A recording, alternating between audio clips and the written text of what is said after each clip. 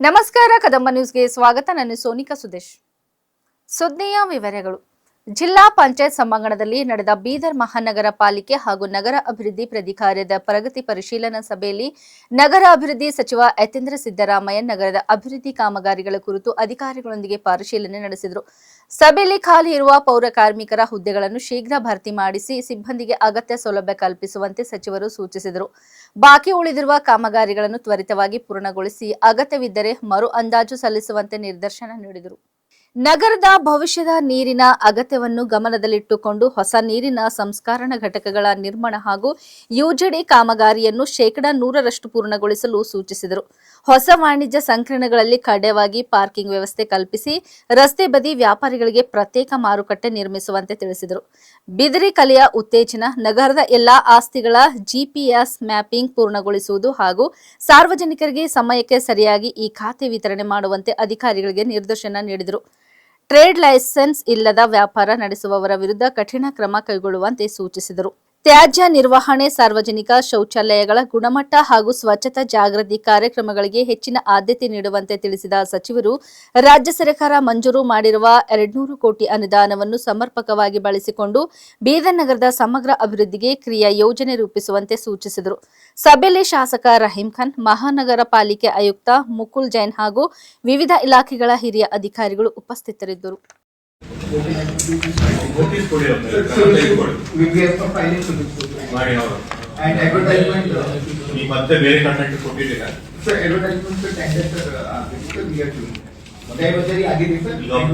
ಕಟ್ಟಿಲ್ಲ ಅಂತಂದ್ರೆ ಎಲ್ಲೆಲ್ಲ ಅಡ್ವರ್ಟೈಸ್ಮೆಂಟ್ ಹಾಕಿದ್ದಾನೆ ಅದೆಲ್ಲ ತೆಗ್ಸಿ ಅದು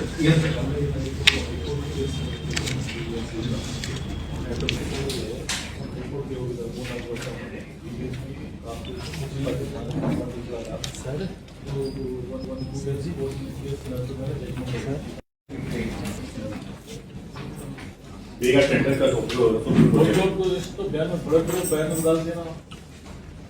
फीस ले रहे हैं सर, परमिशन भी ले रहे हैं, बाकी जो नॉन चैरिटेबल सर प्रोग्राम रहता है उनका फीस नहीं ले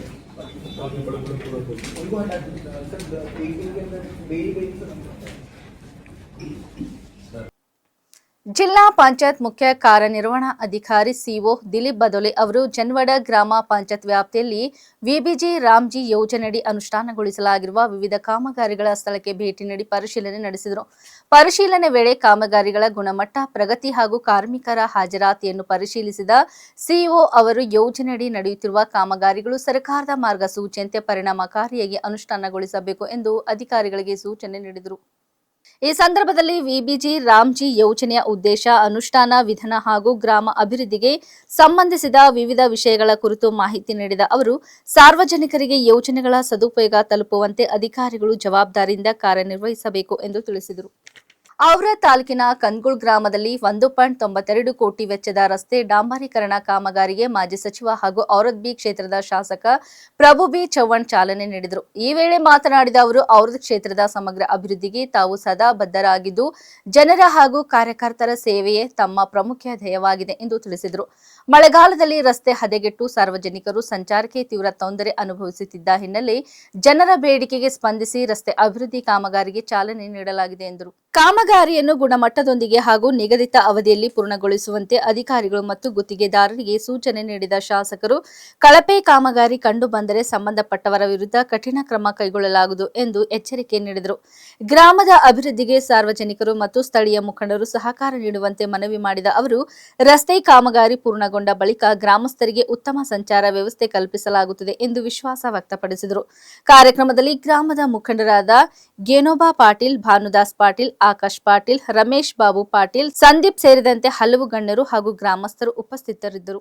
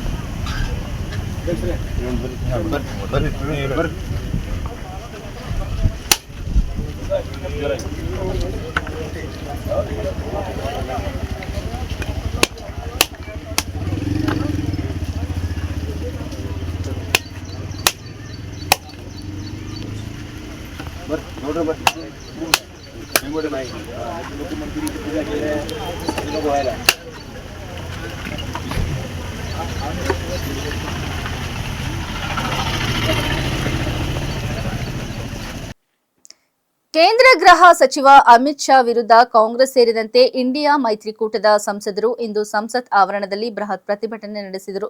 ಪ್ರತಿಪಕ್ಷ ನಾಯಕ ರಾಹುಲ್ ಗಾಂಧಿ, ಕಾಂಗ್ರೆಸ್ ಪ್ರಧಾನ ಕಾರ್ಯದರ್ಶಿ ಪ್ರಿಯಾಂಕಾ ಗಾಂಧಿ ವಾದ್ರಾ ಸೇರಿದಂತೆ ಹಲವು ಸಂಸದರು ಪ್ರೇರಣಾ ಸ್ಥಳದಲ್ಲಿರುವ ಗಾಂಧಿ ಪ್ರತಿಮೆಯಿಂದ ಮಕರದ್ವಾರದವರೆಗೆ ಪಾದಯಾತ್ರೆ ನಡೆಸಿದರು.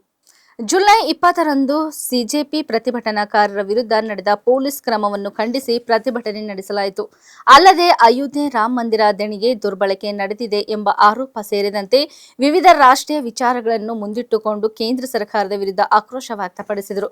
ಕೇಂದ್ರ ಸರ್ಕಾರವು ಜನರ ಸಮಸ್ಯೆಗಳಿಂದ ಗಮನ ಬೇರೆಡೆ ಸೆಳೆಯಲು ಪ್ರಯತ್ನಿಸುತ್ತಿದೆ ಎಂದು ಪ್ರತಿಪಕ್ಷಗಳು ಆರೋಪಿಸಿದರೆ, ಈ ಎಲ್ಲ ಆರೋಪಗಳನ್ನು ಸರ್ಕಾರ ತಳ್ಳಿಹಾಕಿದೆ.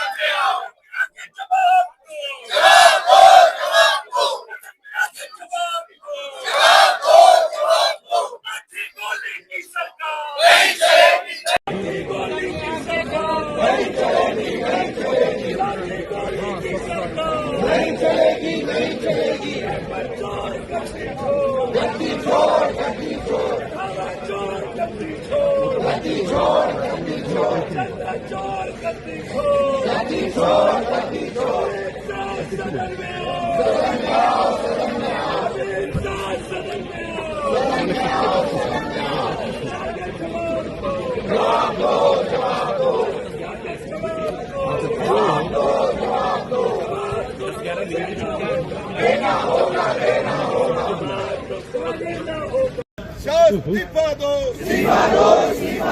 अमित शाह सदन में आओ, सदन में आके जवाब दो, अमित शाह कायर है, अमित शाह कायर है, कायर जनरल डायर है.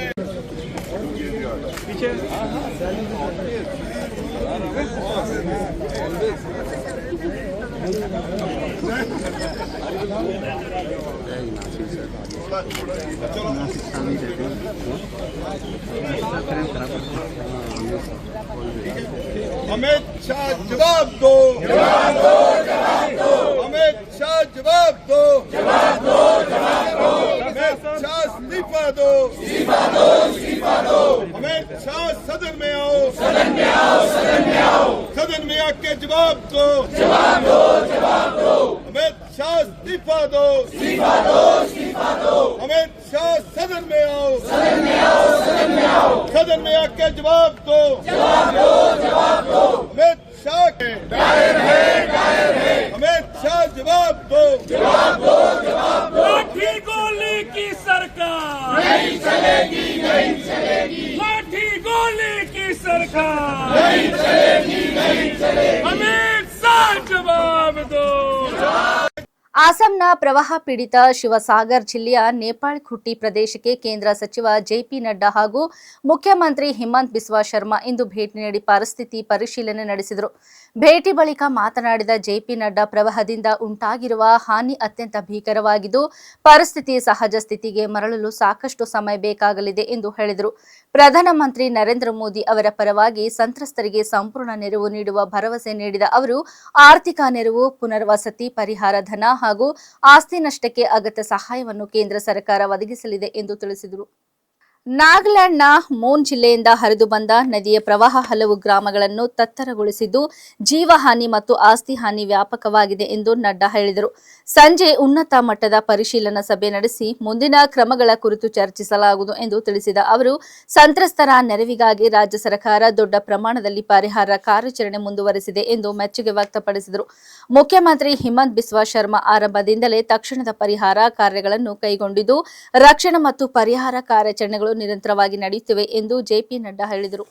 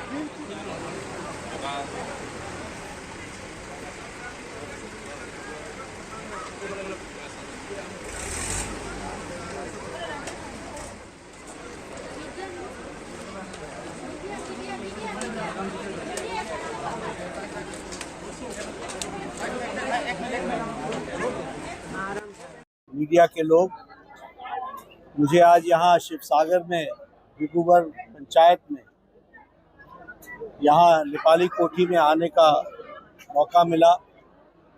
मुख्यमंत्री जी के साथ मैं देख रहा हूँ कि कितना नुकसान ये बाढ़ के कारण, फ्लड के कारण जो मौन के तरफ से जो नदी आ रही है उसके माध्यम से यहाँ गांव के गांव तकलीफ में पड़ गए। बहुत ज़्यादा नुकसान हुआ है। नुकसान माल का भी हुआ है, मवेशी का भी हुआ है। बहुत बड़ी संख्या में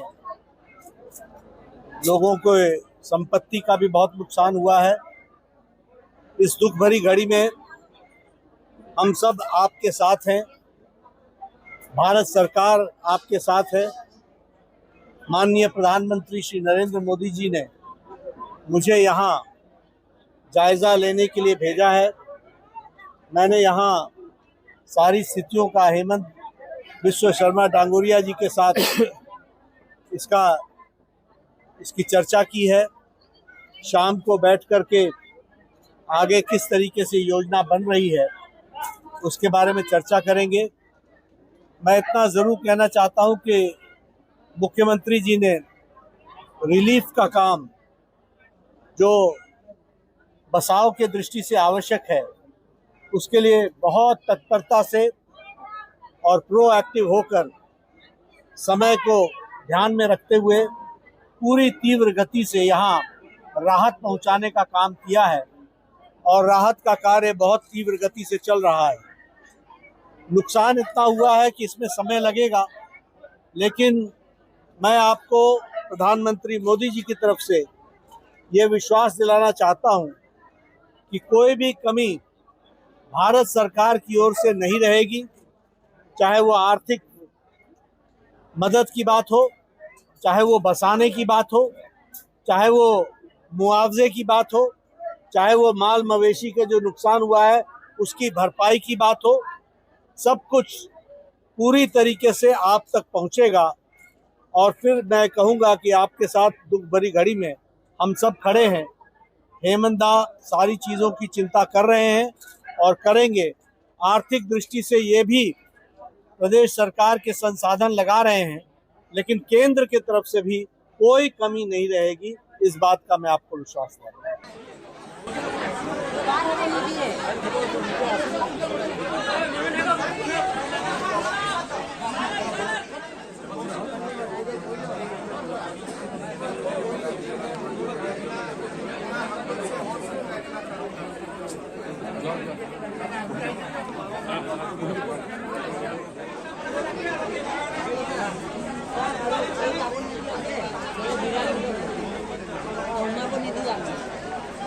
ज़्यादा मीडिया नहीं है।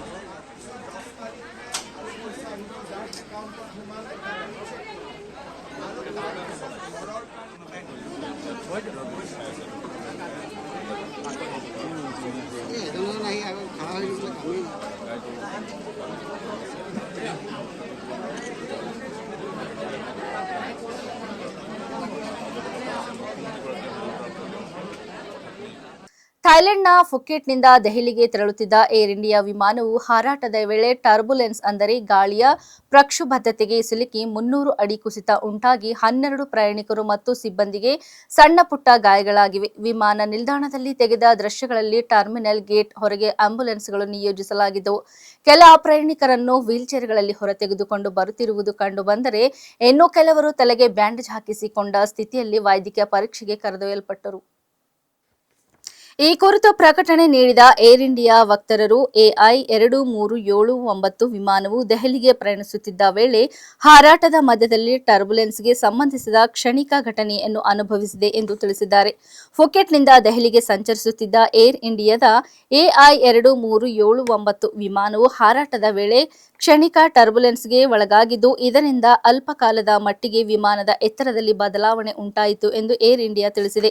ವಿಮಾನವು ಸುರಕ್ಷಿತವಾಗಿ ದೆಹಲಿಯಲ್ಲಿ ಭೂಸ್ಪರ್ಶ ಮಾಡಿದ್ದು, ಎಲ್ಲಾ ಪ್ರಯಾಣಿಕರು ಮತ್ತು ಸಿಬ್ಬಂದಿ ಯಾವುದೇ ತೊಂದರೆ ಇಲ್ಲದೆ ವಿಮಾನದಿಂದ ಇಳಿದಿದ್ದಾರೆ ಎಂದು ಸಂಸ್ಥೆ ತಿಳಿಸಿದೆ.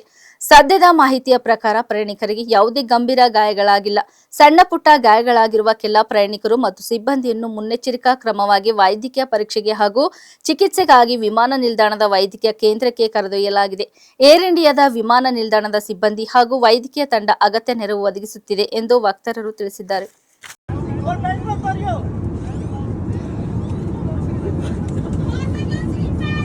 Please fasten your seatbelt. This is emergency. Please fasten your seatbelt. Nobody should get up. Fasten your seatbelt.